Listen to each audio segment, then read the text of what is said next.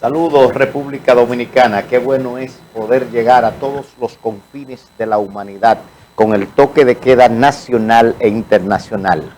Abogado, Justicia y Sociedad, único programa jurídico de la República Dominicana, con un solo propósito: la defensa de los derechos fundamentales de todos los ciudadanos, especialmente de mi país, República Dominicana. Sean todos bienvenidos. Señores, cada semana tenemos lo mejor en el área del derecho. Y en esta semana nos acompaña el doctor Miguel Valera, un investigador en el área penal, procesal penal, profesor de distintas universidades, pero más que todo un gran ser humano dedicado al servicio a los mejores intereses del pueblo dominicano. Doctor, bienvenido al programa Abogado, Justicia y Sociedad. Hola, buenas tardes. Encantado. ¿Cómo está usted? Bueno, empezando el fin de semana con una entrevista y solamente corrigiéndote que no es Valera, es Valerio. Lo que pasa es que me confunde con un magistrado del Tribunal Constitucional. No, yo no lo confundo, no. Oye, el apellido ahí se me, pero no lo confundo, no. Lo distingo muy bien. Doctor, ¿cómo va el ejercicio del derecho?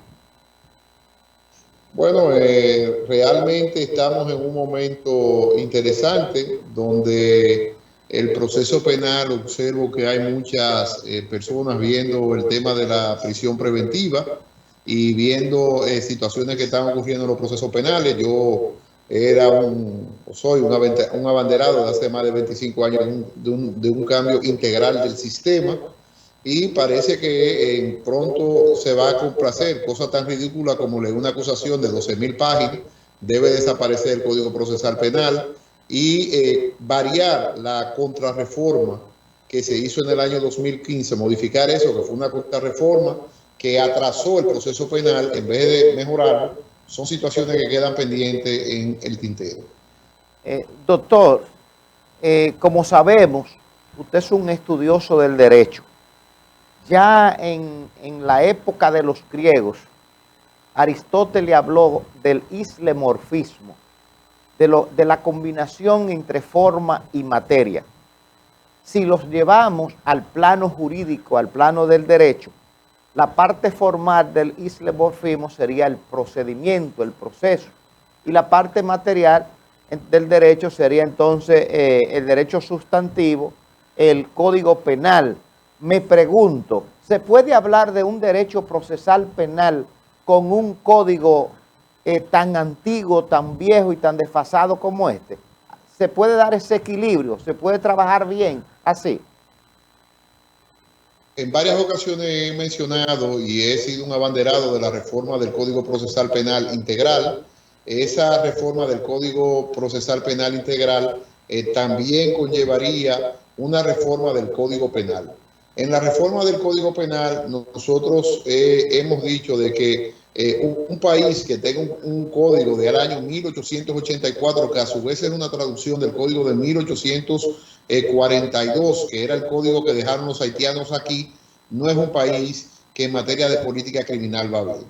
Que hay situaciones jurídicas que el Código Penal podría ayudar al Código Procesal Penal. Para ponerle un ejemplo sencillo, por ejemplo, el delito de evasión de justicia. Aquella persona que se escape de un proceso penal, se le impondrá la misma sanción solo por el escape del delito que se está persiguiendo. Son reformas de política criminal que podrían ayudar con el tema de la prisión preventiva. Entonces, se puede ejercer con un código procesal penal moderno. De hecho, se está haciendo. Ya no es un código que podemos decir nuevo, porque tiene 20 años, desde el año 2020, desde el año 2002, aunque entró en vigencia plena en el año 2004. Pero estamos hablando de un instrumento que ya se ha manoseado mucho y que la reforma, para completarse, se necesitan dos patas del trípode. En primer lugar, un buen código penal que compile la legislación especial dominicana, de que aquí por todo hay una ley especial. Y en segundo lugar, una buena ley de protección de víctimas y testigos, que es parte de la reforma, que están pendientes, que también se quedaron en el tintero y que no se han realizado. Programa eminentemente académico. desde un programa que siguen las academias, las universidades del país, y usted se dará cuenta que más o menos vamos a llevar la misma línea, la misma perspectiva. ¿Cómo pudiéramos definir lo que es el proceso, por ejemplo, hablando del Código Procesal Penal? Pero usted hizo una definición práctica para las personas que están en su casa, que nos están escuchando, y yo que tengo tanto tiempo dando clases, ya hace un tiempecito, estamos hablando de más de 20 años, evidentemente de que el proceso es la forma. El proceso no es más que las diferentes formas y plazos en cómo se realiza materialmente la justicia penal. Definiendo los sujetos del proceso y definiendo los actores del proceso, como es el caso de los jueces que ya no son parte, definiendo los tiempos en que se tienen que hacer las diferentes etapas del proceso y definiendo las diligencias de investigación, que básicamente es un cuerpo, un core de protección de derechos fundamentales. El Código Procesal Penal es un código de protección de derechos fundamentales porque cuando hay un proceso debido, como establece la Constitución del año 2010, evidentemente que se salvaguardan garantías que no son para el culpable, sino es para el ciudadano y principalmente para garantizarle a un inocente que el trato con la justicia criminal no sea tan severo, tan grave. Entonces, ¿pudiera hablar de una diferencia entre proceso y debido proceso? Mira, es una pregunta que se ve sencilla, pero no lo es tanto. El proceso es el todo. El debido proceso es el cumplimiento de las garantías procesales en el seguimiento, en la persecución y juzgamiento de un delito. O sea, uno es el todo, la forma y los plazos, los sujetos que interactúan en el sistema de justicia criminal, y lo otro es la garantía de que esas reglas se cumplan a cabalidad al momento de que una persona es sometida a la acción penal. Institucionalización del proceso. Algunos autores plantean que eso es un sofisma. Otros consideran que siempre el proceso ha estado constitucionalizado. Pero con la experiencia, con la sapiencia que usted tiene, ¿no pudiera decir en qué consiste la constitucionalización del proceso y cuáles serían los pasos principales para hablar de un proceso o de la constitucionalización de este proceso? Mire, aquí hubo una sed tremenda de cumplimiento de garantía. Yo tuve la dicha, porque hay que tener dicha primero de ver el cambio de siglo con una edad muy temprana de 25 años, pero también de empezar mi ejercicio profesional con el Código de Instrucción Criminal, el Código de Proceso Criminal, que era como se le llamaba, el Código de Procedimientos Criminales. Ese código de origen francés que me enseñó a actuar con el juez de la instrucción como investigador y como juez, ¿no? Hizo en el tiempo una acumulación de garantías. Pero esas garantías estaban ya en ese Código de Procedimiento Criminal mucho antes de la Constitución del año 2010, que es donde en la República Dominicana, de manera formal, empieza un fenómeno que ya había en otros países de la constitucionalización, no solamente del proceso penal, de todos los procesos. O sea, que es la adecuación de los procesos a la Constitución. Evidentemente, la Constitución del año 2010 da un realce, pero antes del año 2010, aquí se dan tres situaciones interesantes.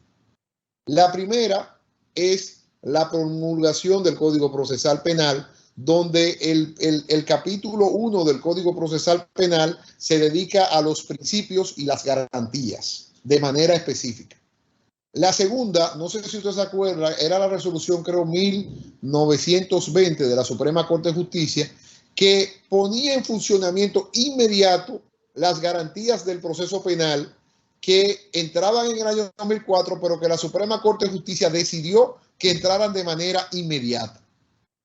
Y tercero, con esas garantías, las jurisprudencias de la Corte Interamericana entraron situaciones que ya estaban de antes, porque el tratado del año 1978 entraron en el marco jurídico nacional como un debate normal. O sea, ya hoy día se ve normal citar jurisprudencia de la Corte Interamericana de Derechos Humanos, pero en aquel entonces no era tan normal.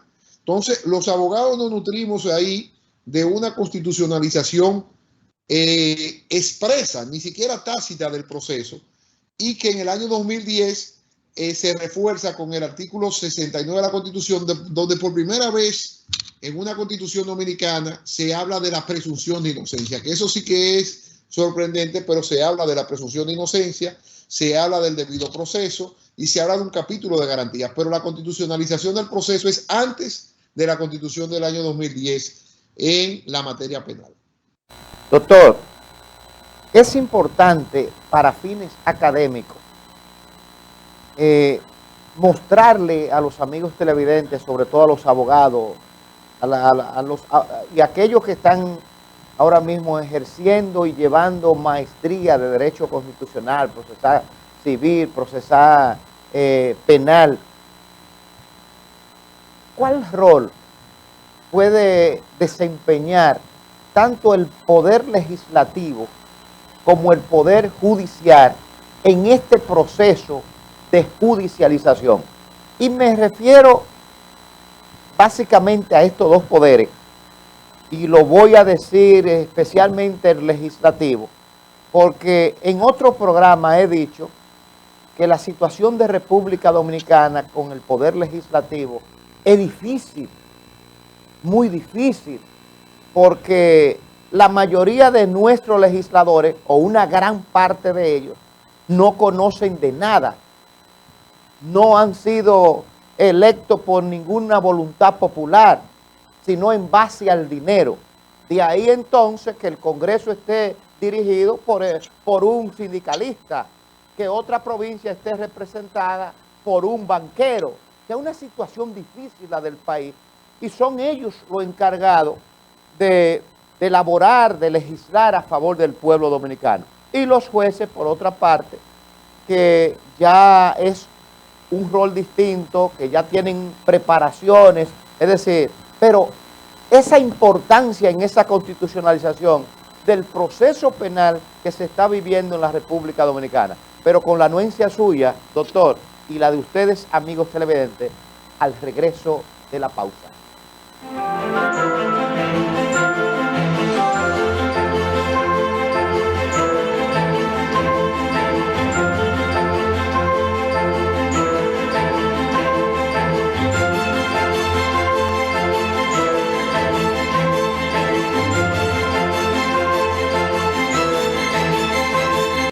Lo mejor que le podemos dar a nuestros hijos y nietos es una ciudad limpia, organizada y segura, con espacios para el sano esparcimiento. En Santiago de los Caballeros hemos superado la triste etapa de vivir en abandono y desorden. Es que Abel Martínez se propuso hacerlo como una meta de entrega y amor por su ciudad. La población lo ha logrado, lo ve, lo disfruta, lo vive y sobre todo lo ha entendido. Pero aún no terminamos. Seguimos trabajando.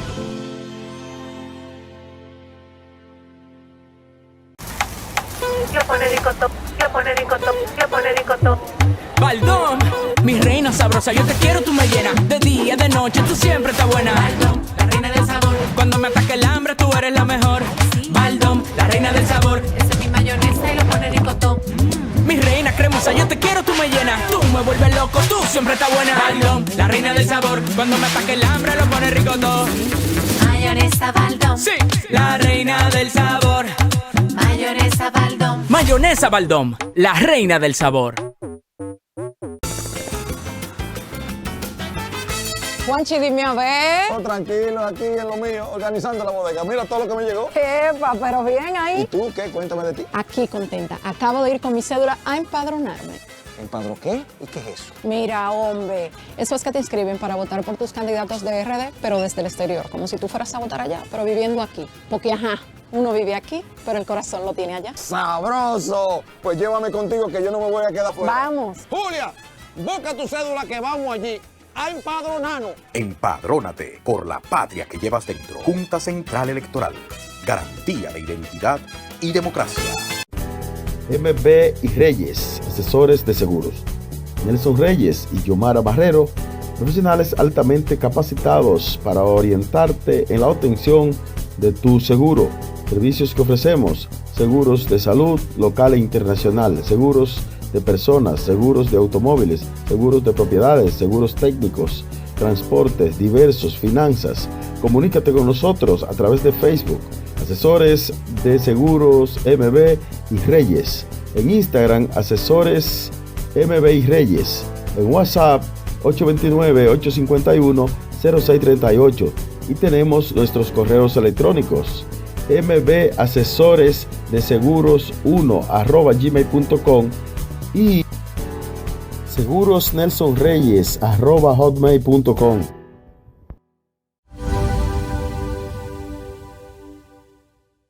¡Vecina! Dígame, mi vecina. Vamos a eliminar el mosquito que transmite el dengue. Venga, corra para que vea. Por eso, elimino de mi patio los recipientes que no uso y que acumulan agua. A mis tanques junto cloro por encima del nivel del agua. Espero 15 minutos y los tapo. Recuerde que unto cloro, pongo tapa y cero dengue en mi casa. Este es un mensaje del Ministerio de Salud Pública, el Servicio Nacional de Salud y la Organización Panamericana de la Salud. Ministerio de Salud, nuestros servicios más cerca de ti, más cerca de ti.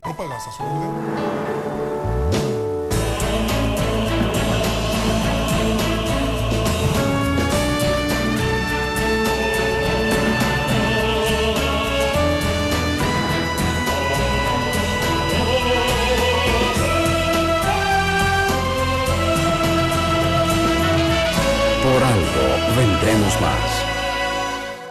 El agua es vida si está limpia y purificada. Filtros Roveida. Roveida está presente en el agua que consume todos los días. En el trabajo, en la cocina, en el baño, en toda la casa. Y hasta la cancha. Roveida tiene un filtro tratador y purificador de agua para cada necesidad, con instalación, servicio y garantía. 809-581-8322, en la calle Padre Las Casas, número 5, Santiago. Filtros Roveida, la garantía de tu salud. Filtros Roveida.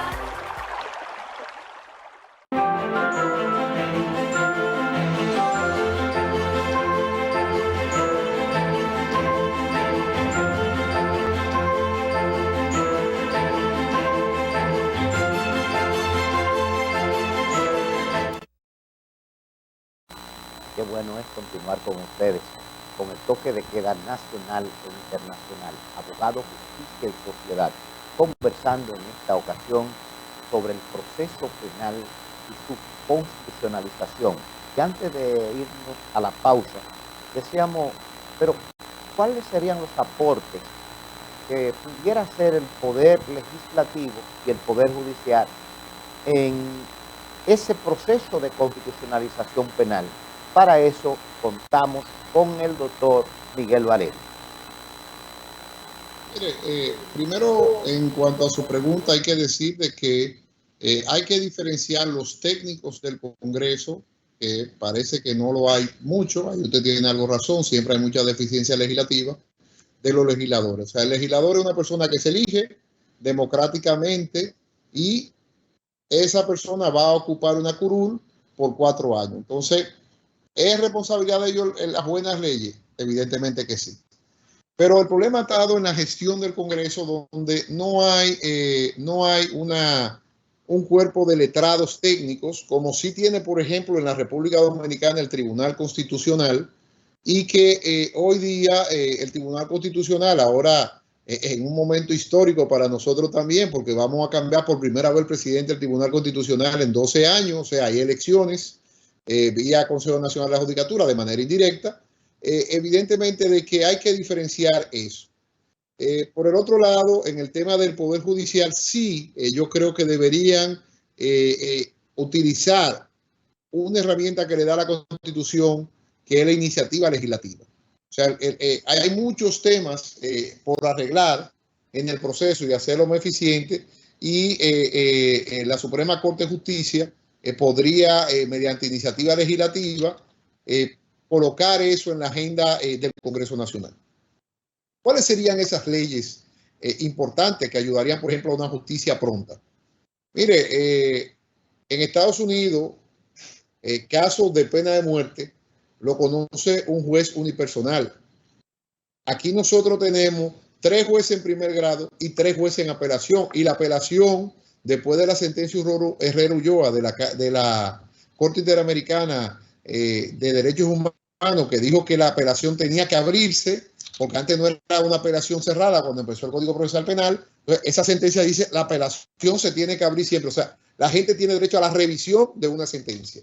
Entonces, esa posición sola de hacerle que los jueces sean unipersonales para toda la materia, eso descongestionaría a los tribunales. Yo lo he dicho en varias ocasiones de que no entiendo por qué 3 jueces tienen que conocer todos sobre 5 años. Si me ataca mucho, por ejemplo, el juez de la instrucción, la audiencia preliminar, debería ser una audiencia como en Estados Unidos de mociones, no de lectura de acusación ni de presentación de acusación, que por cierto es muy absurdo, muy ridículo, lo he dicho, tener que leer una acusación. O sea, no es ni siquiera correcto. Y ahí el Poder Judicial debería jugar con su iniciativa legislativa y decir que la audiencia preliminar va a ser una audiencia de mociones, de garantías reales. O sea, que una persona diga, mire, yo quiero que aquí se anule una prueba de allanamiento porque no hubo una autorización judicial y eso puede que saque más evidencia. Entonces, eso solo es lo que se va a conocer en la audiencia preliminar. No se va a conocer nada más. Entonces, esos son los temas que uno quisiera ver para que la política criminal, la eficiencia de los procesos se vean. Pero sí, tanto el Congreso como el juez, como el Ejecutivo hacen política criminal. Doctor, yo me pregunto, ¿y se puede hablar en República Dominicana de una audiencia? Bueno, yo no diría una audiencia preliminar, no. Yo iniciaría con la medida de coerción. Es decir, en los estudios que se han realizado en la República Dominicana, tomando como parámetro el código modelo y una investigación que la voy a sacar a relucir aquí ahora con usted, que nosotros realizamos precisamente una tesis doctoral sobre el Ministerio Público y el proceso penal.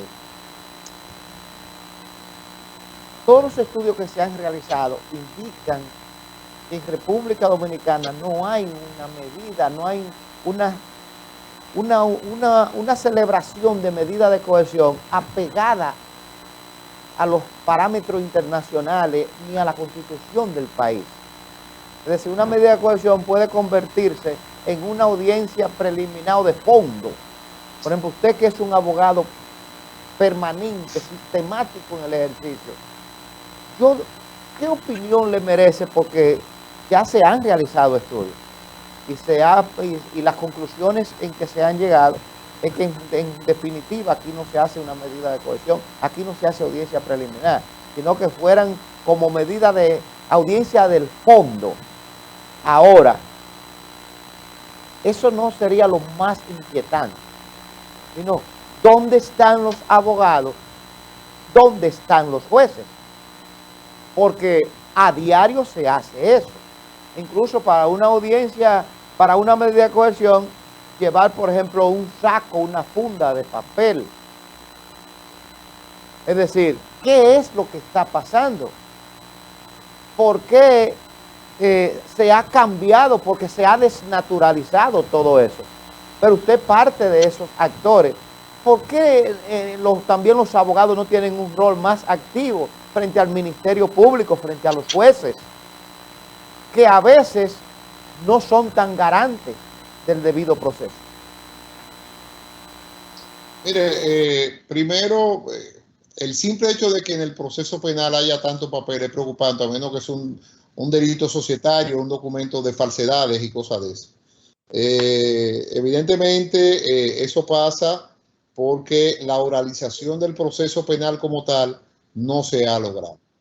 Desde que usted plantea en una medida de coerción 200, 300 folios y tantas evidencias para algo que debería ser sencillo, se desnaturaliza. Pero si cuando vamos a la audiencia preliminar la convertimos en una audiencia prácticamente de juicio a la acusación como tal, entonces mal asunto, porque he dicho de que la audiencia preliminar debería pasar una audiencia de mociones y en la cual usted se le diga, mire, estos son los cargos, ¿usted tiene alguna moción que presentar? No, mire, yo no tengo moción que presentar, vamos a conocer el juicio de fondo y eso no se interprete como nada. Pero la Constitución cometió un error y el Tribunal Constitucional lo avaló. Hay muchas sentencias de proceso penal muy malas en el Constitucional. Dice de que a la gente le van a dar antecedentes penales desde el momento que se dicta auto de apertura a juicio. Y eso está mal. Entonces, desde esa óptica, cuando usted mete el papel en un juicio que debería ser oral y sencillo, tenemos mal asunto. ¿Cómo se ocurre en otros países? En otros países usted le dice, mire, yo lo estoy acusando de asesinato, porque usted mató a fulanito de tal y tal. Punto. Estas son las evidencias, se da un listado de evidencias y a donde el juez uno va y da el discurso de apertura, que aquí lo tenemos también, pero aquí el discurso de apertura del Ministerio Público lee la acusación. Y eso son de las reformas que hay que dar, porque desde que entre la oralidad plena se van a acelerar los procesos.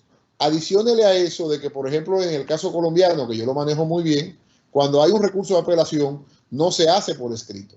Aquí el juicio, el proceso penal es escrito y oral. Y eso es muy importante que la gente lo entienda.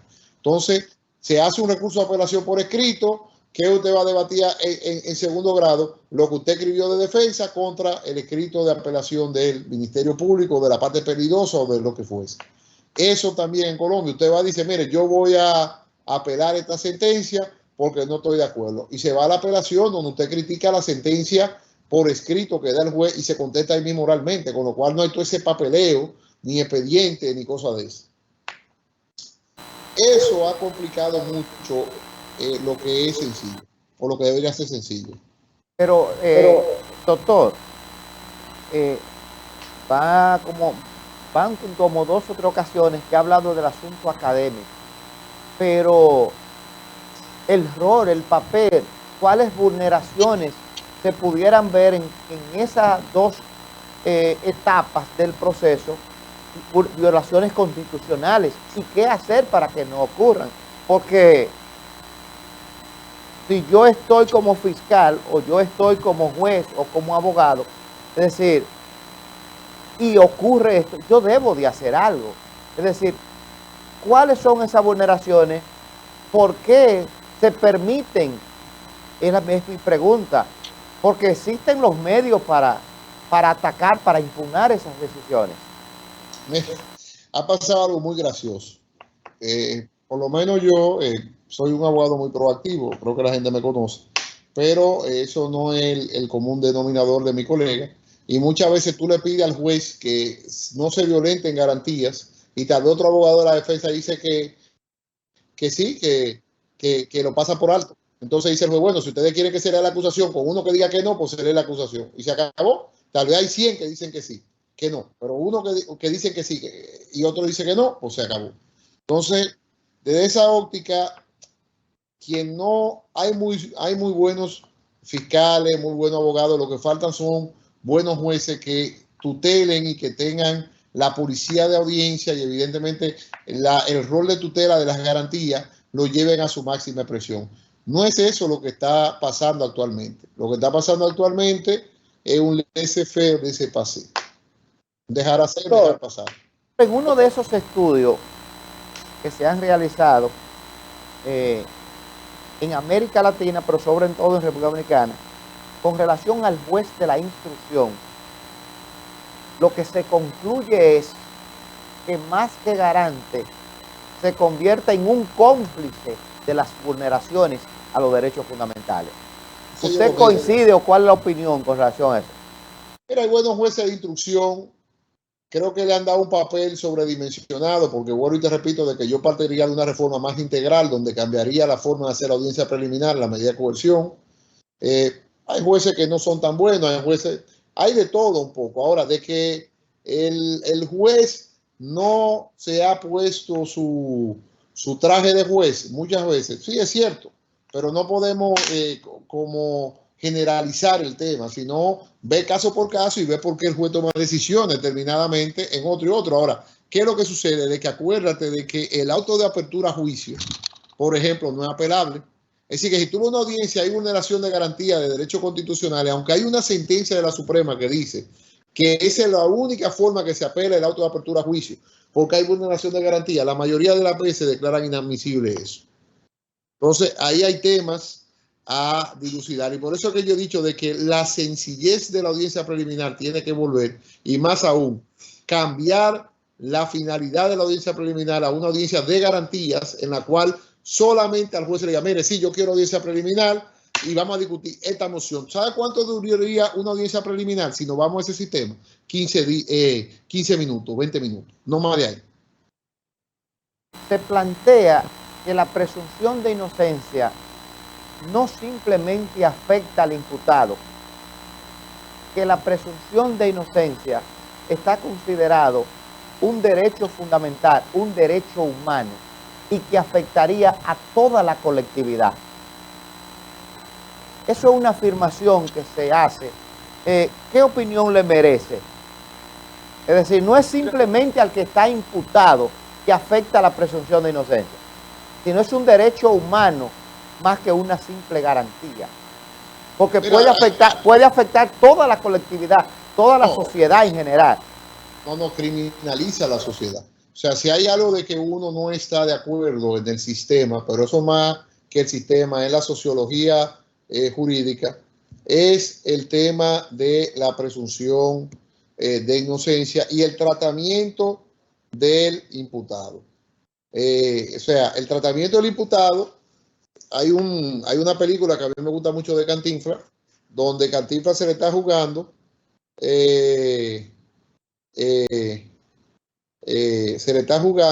y Cantinflas le dice en un momento al juez, óigame señor juez, mucho respeto, que yo soy nada más y nada menos que el imputado. O sea, y evidentemente de que ante esa situación es importante de que la presunción de inocencia como tal juegue un rol, y ese rol sea aceptado por la sociedad, y que la sociedad comprenda, haciendo pedagogía evidentemente de eso, de que una persona, hasta que la Suprema Corte de Justicia no dice que es culpable, es inocente, y como tal debe ser tratado. Pero eso sí es que es una teoría y una quimera, porque en la práctica no es así. Doctor, ¿qué pasa en República Dominicana con el asunto de la prisión preventiva? Es decir, todo el que llevan preso, todo el que detienen, prisión preventiva. Sí. Y me gustaría también, y excúseme la doble pregunta, que usted se pudiera referir un poco a lo que es la investigación en el proceso penal, la relación ahí que se da entre el Ministerio Público y la policía antes de ir a esa medida de coerción, porque lo que se lleva a esa medida de coerción es eso que se recolecta, esa evidencia que se buscan para presentar al juez. Y ahí hay una coordinación, una combinación entre policía, Ministerio Público y lo que es la prisión preventiva. Pero con la anuencia suya, doctor, y de ustedes, amigos televidentes, nos vamos a una brevísima pausa y en unos segundos regresamos con el doctor Miguel Valerio.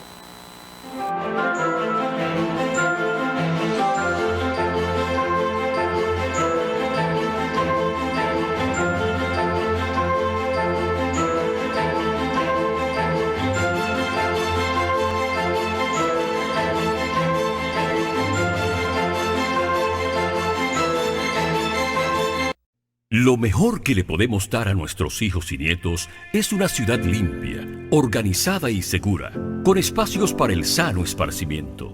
En Santiago de los Caballeros hemos superado la triste etapa de vivir en abandono y desorden. Es que Abel Martínez se propuso hacerlo como una meta de entrega y amor por su ciudad. La población lo ha logrado, lo ve, lo disfruta, lo vive y sobre todo lo ha entendido. Pero aún no terminamos. Seguimos trabajando.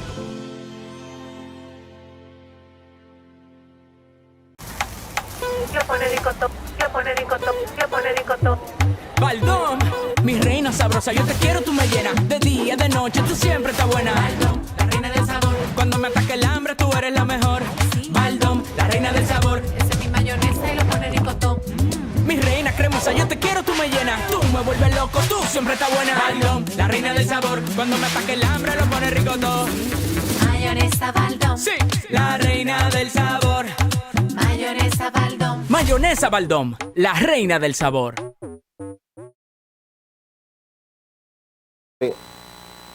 Ringo es el entrenador número 1 en la zona sur, o uno de los más importantes, y tiene este evento que hay que apoyarlo,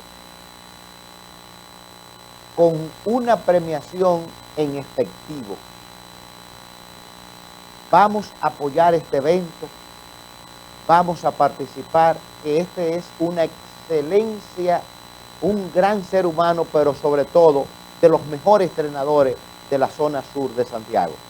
10 de diciembre, domingo 10 de diciembre.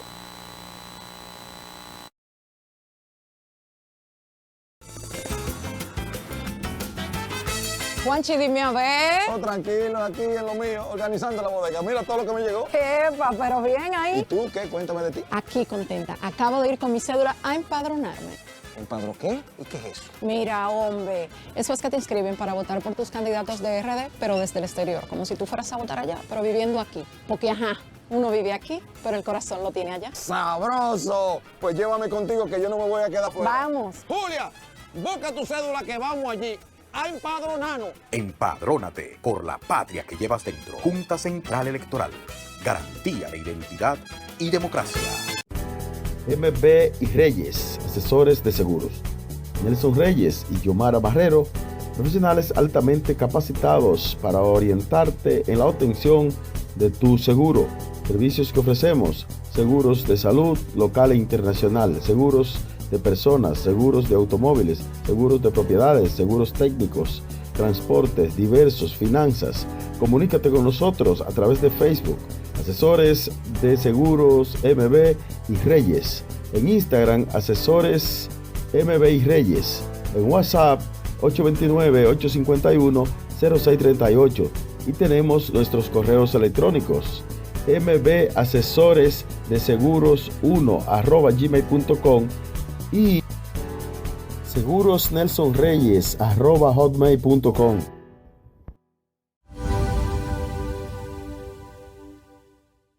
¡Vecina! Dígame, mi vecina. Vamos a eliminar el mosquito que transmite el dengue. Venga, corra para que vea. Por eso, elimino de mi patio los recipientes que no uso y que acumulan agua. A mis tanques junto cloro por encima del nivel del agua. Espero 15 minutos y los tapo. Recuerde que unto cloro, pongo tapa y cero dengue en mi casa. Este es un mensaje del Ministerio de Salud Pública, el Servicio Nacional de Salud y la Organización Panamericana de la Salud. Ministerio de Salud, nuestros servicios más cerca de ti, más cerca de ti.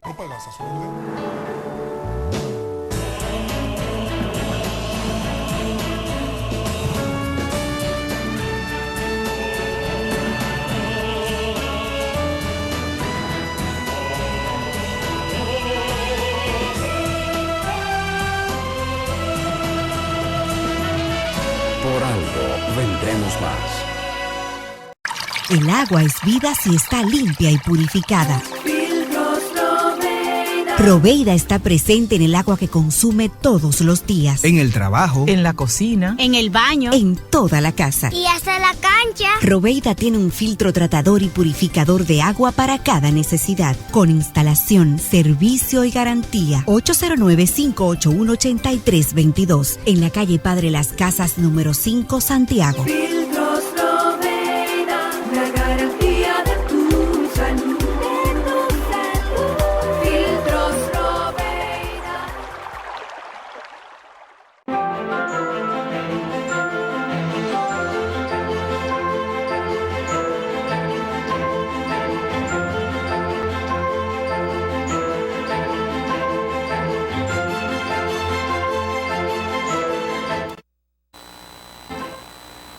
Señores, gracias por continuar con ustedes, con Abogados, Justicia y Sociedad. En esta ocasión conversando con el doctor Miguel Valerio sobre el proceso penal.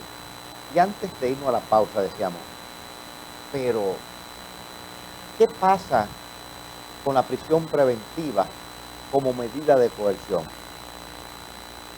¿Cuál es el tratamiento jurídico que le están dando los jueces, el Ministerio Público, ¿Cómo llega esta investigación al juez de la garantía? No está contaminada. El trabajo entre Ministerio Público y Policía para presentar esta solicitud, esta medida de coerción. Doctor, la experiencia al servicio de los amigos televidentes.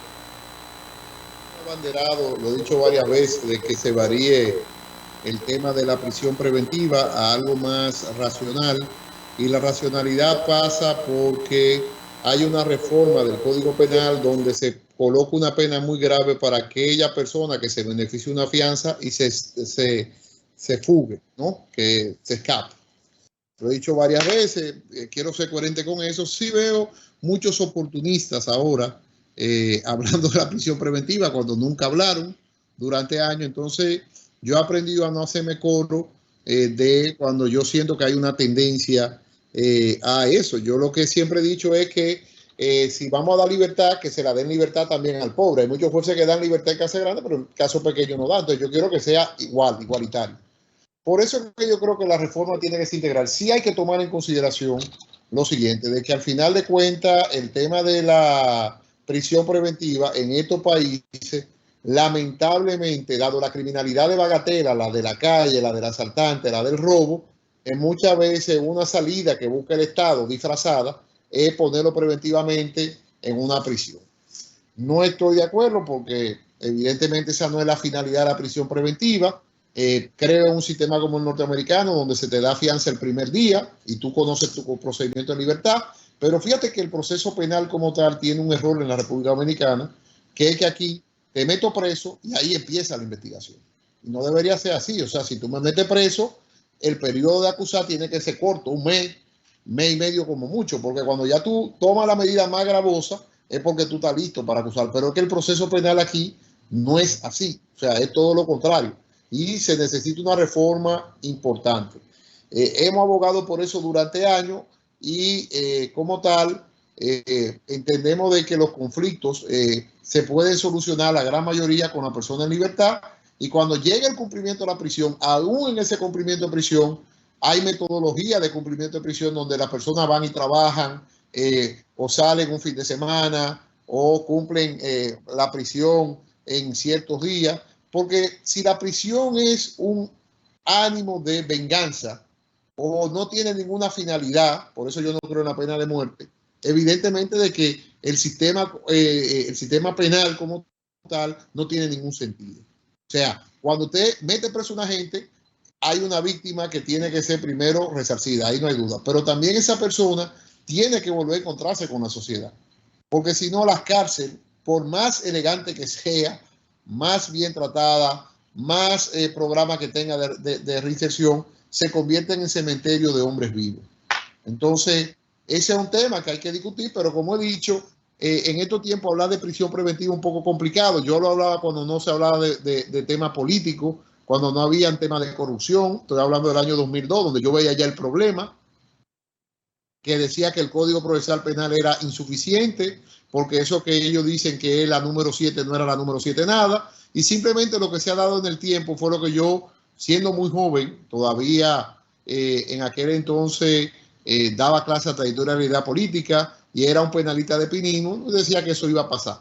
No, cuando yo vine allá y me dediqué solamente a lo penal, que hice doctorado y cosas de esas, donde yo dije, mi tesis fue corroborada. Y hoy por hoy la prisión preventiva es una maldición, pero no una maldición solamente para el que cae preso, sino para aquel potencial que puede ser descargado. Si tú eres descargado, la justicia comprobó que tú no cometiste ningún delito. Entonces, el tema de la prisión preventiva es muy delicado, pero en estos países llena un vacío, que es qué hacemos con esa criminalidad violenta, de bagatela, tal. Entonces, ¿qué es lo que hay que hacer? Si una gente mata a otra, y lo vieron 3 testigos, y usted lo presenta, y le coge prisión preventiva porque el hecho fue grave, bueno, pues acusen un mes, y ya está conociendo su juicio a fondo. Y si esa persona logra probar en 2 meses que fue legítima defensa, es mucho menos gravoso que aquel que dura 18 meses para conocer un caso, 20 meses.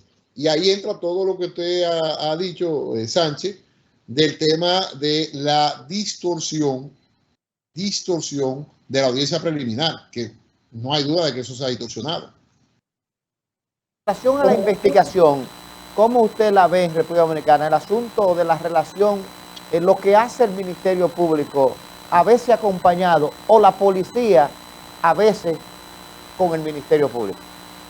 Pero se ha hablado mucho de la policía técnica. ¿Investigación realmente? Sí hace. Lo que sí que resulta de que hay dos policías.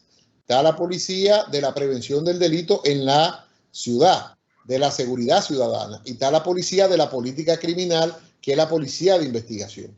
Evidentemente eso conlleva muchos recursos económicos y por eso hoy el Ministerio Público se auxilia de los departamentos investigativos de la policía. Sin embargo, cuando la policía hace el primer levantamiento, el Ministerio Público tiene un periodo de investigación y reinvestiga el tema. Eso no es ni bueno ni malo, pero realmente hay un doble trabajo y por eso es que yo soy partícipe de una policía técnica judicial que es la policía del Ministerio Público cuando ya se comete un delito. Como digo que al Ministerio Público también hay que quitarle ciertas funciones que no son propias del Ministerio Público, pero eso ya son otras 500. Doctor, me gustaría, ya avanzando en el proceso, ¿cómo usted ve, por ejemplo, el asunto del juicio y la apelación desde el punto de vista del proceso y la constitucionalización, para seguir la misma línea? Mira, el tema del juicio, sí tengo que decir que si quitáramos... Doctor, y los principales incidentes que se presentan, que hasta ahora no lo habíamos mencionado. Bueno, mira, yo digo que hay incidentes buenos y hay incidentes malos. Porque incidente no es aplazar por aplazar, sino hay incidentes que son muy buenos, una prescripción, una extinción, y evidentemente el gran procesalista muchas veces se torna en el gran incidentalista. Pero eso con el Código Procesal Penal se ha venido corrigiendo, y lo que le digo es de que el juicio de fondo, si quitáramos el tener que volver a leer la acusación, que muchos tribunales no lo aceptan, sino que dicen, no, mire, ya ustedes le dieron una acusación en la preliminar, aquí lo que venimos a debatir, den su discurso y vamos al debate, se ha avanzado mucho. O sea, se ha avanzado mucho. Estamos en una sociedad donde los jueces de fondo controlan muy bien las técnicas de litigación. Y el que diga que no hemos avanzado ahí, y lo mismo para la apelación. La apelación se conoce con cierta rapidez también. Y evidentemente, como usted dijo al inicio, Sánchez, de esta conversación, el problema está en la audiencia preliminar y en la medida de coerción. Pero luego ya después de ahí, le tengo que decir que el juicio de fondo y la apelación se cumple muy bien la garantía. Los jueces tienen un amplio espectro de revisión, básicamente en la apelación, porque en el juicio de fondo también el furor del debate de las pruebas y cosas de esas, y ni se diga ya con el recurso de casación, donde se han salido sentencias muy buenas de la Cámara Penal desde la promulgación del Código Procesal Penal, y ahora con el Tribunal Constitucional se ha reforzado, aunque vuelvo y repito de que hay muchas sentencias del Tribunal Constitucional con las cuales yo no estoy de acuerdo. Pero antes de ir al Constitucional, porque quiero cerrar precisamente con el Tribunal Constitucional, con relación a la apelación, se han realizado varias críticas donde se dice que no hay ninguna apelación, sino que es como un mini juicio y que incluso ellos de manera administrativa pueden decidir si admiten el recurso o no. ¿Qué opinión le merece? Mira, tengo que hablar más por la capital. No sé, ya de Santiago no tengo mucha noción porque lamentablemente, aunque tú me invitaste hoy viernes para allá y no pude ir por asunto de aquí voy para una audiencia, o sea, me quito la camisa azul y me pongo una camisa blanca. Aquí en la ciudad de Santo Domingo funciona correctamente. La admisibilidad prácticamente un tema de plazo. Si el plazo se cumplió, admiten y se debate, porque la sentencia de Ulloa en aquel entonces se cogió muy en serio. Y evidentemente la apelación aquí sí se ha puesto y se ha hecho una corrección de la sentencia. En la reforma, en la contrarreforma del año 2015 que viene en el problema, donde dijeron que en apelación usted puede ofertar nuevas pruebas y cosas de esas, y entonces muchas veces uno ve que se interroga a alguien, pero esas son garantías del ciudadano. O sea, no es que celebramos un juicio, sino por lo menos en la ciudad de Santo Domingo, si usted oferta un testigo que a refutación, se conoce el testigo. Y se conoce el testigo en poco tiempo. Entonces, evidentemente la apelación ha avanzado, como le digo, el juicio de fondo. El problema sigue en el tapón de la audiencia preliminar. al epílogo de este programa sin resaltar cuáles serían los aportes del Tribunal Constitucional más significativos a favor del proceso y por qué no una o dos sentencias que usted considera que más que favorecer, más que contribuir al proceso penal en la República Dominicana, han ido en detrimento. Mira, primero hay que darle, quiero aprovechar esta primera intervención. Escúcheme, doctor. No podemos cerrar, para que no se me vaya a olvidar. Hay temor en la República Dominicana con relación a los cambios, a los 5 jueces que se van a dar en el Tribunal Constitucional. Hay temor, sobre todo el equipo, la comisión, el Consejo Nacional de la Magistratura y su estructura ahora, para esos 5 jueces, pero más que todo, ¿quién pudiera, quién tiene la calidad para sustituir al presidente? Vamos con el constitucional. Mira, voy a dejar de lado las 2 sentencias, porque son muchas. Por ejemplo, te tengo una, para hacerlo rápidamente, la que computa el plazo máximo del procedimiento, donde el Constitucional ha hecho mucho zigzagueo y no ha puesto como una ruta clara. La devolución de los bienes del juez de la instrucción. O sea, hay una serie de sentencias que son interesantes ahí. Entonces, dicho esas 2 sentencias, para poner 2 rápidas en perspectiva y no dejarte de contestar ninguna pregunta, mira, yo tengo que aprovechar este programa para felicitar a mi profesor y antiguo jefe del Ministerio de Trabajo, el doctor Milton Ray Guevara, y presidente de mi tesis en la licenciatura de Derecho en la Pucamaima. O sea, te estoy hablando de una persona con la que me une una amistad de años, donde he compartido con él y donde nunca he visitado su despacho en 12 años, nunca le he pedido un favor, ni nada por el estilo. O sea, yo ahora recuperaré un amigo después de 12 años por la forma en que yo ejerzo el derecho, donde yo entiendo de que cada quien tiene que... O sea, ahora, el Tribunal Constitucional como tal ha dado ejemplo en varias cosas, pero yo te voy a poner 3 que para mí han sido emblemáticas y comparto contigo el temor de quién va a sustituir a don Milton Ray Guevara. En primer lugar, en la forma de la sentencia. O sea, el Tribunal Constitucional, las sentencias del Tribunal Constitucional en la estructura son un ejemplo modélico de cómo se tiene que hacer una sentencia, cómo reagrupan las situaciones fácticas, cómo reagrupan las peticiones de las partes, cómo analizan el caso, cómo se ponen los votos disidentes. Y yo creo que solamente con eso, el Tribunal Constitucional, las sentencias son muy claras, aunque algunas me gusten más, algunas me gusten menos. En segundo lugar, al Tribunal Constitucional hay que agradecerle ese cuerpo de letrados del Tribunal Constitucional, que muchos han ido al ejercicio y que uno tiene que notar, caramba, qué calidad de funcionario tenía el Tribunal Constitucional, porque yo, vuelvo y repito, en la materia constitucional recurre en revisión constitucional a algunas sentencias penales, no todas, y una que otra ley la he tenido que dar solicitar inconstitucionalidad por peticiones de clientes, pero evidentemente de que el Tribunal Constitucional, en cuanto a su cuerpo de letrado, en cuanto a su cuerpo técnico, hay un gran cuerpo técnico en el Tribunal Constitucional, lo que se ha visto en los años y lo que se plasma en su sentencia. Y en tercer lugar, el Tribunal Constitucional hasta ahora no ha zigzagueado tanto. O sea, ha sido un tribunal coherente que ha unificado muchos criterios jurisprudenciales de derechos fundamentales y que el Tribunal Constitucional como tal, a don Milton Ray Guevara, habrá que reconocerle en su tiempo su gran gestión, que cuando nadie hablaba de constitución, yo lo digo en voz alta, ya el profesor Ray Guevara hablaba de constitucionalismo. Doctor Miguel Valerio, gracias por compartir con nosotros, abogado, justicia y sociedad.